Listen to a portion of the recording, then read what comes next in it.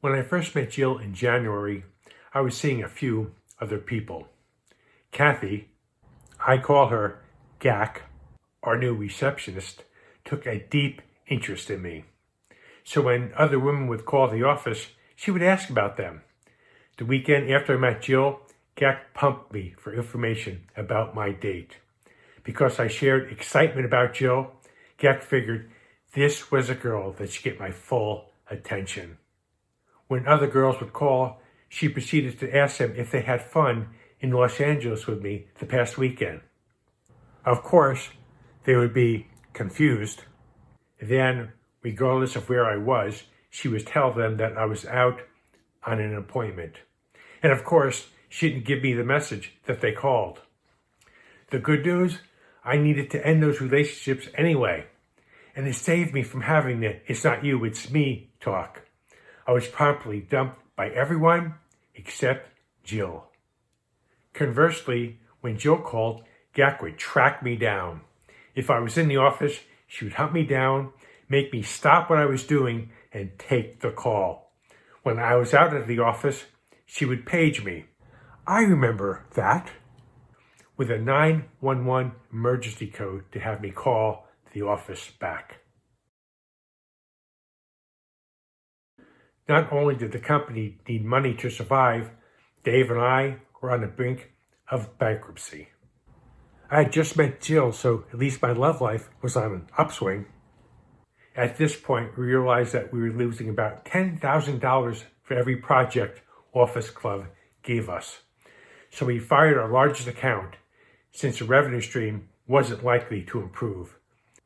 Dave's fine cash juggling hid this fact. Bills now were rolling in. Over a year of good cash flow was gone. The high expenses and low revenue caught up to us. We only had one prospect in the pipeline, and it was huge.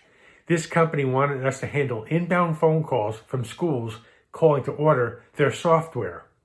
They narrowed down their search to 5.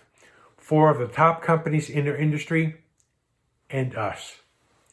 We were too small, had no experience in the market, had no formal training process, and had no infrastructure to speak of.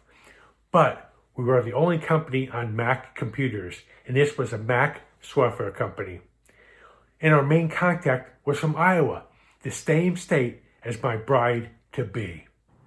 Could this be an omen? They contacted us in February and wanted us to begin in April. This was great for us because we planned to go Chapter 7 in April if this company didn't close.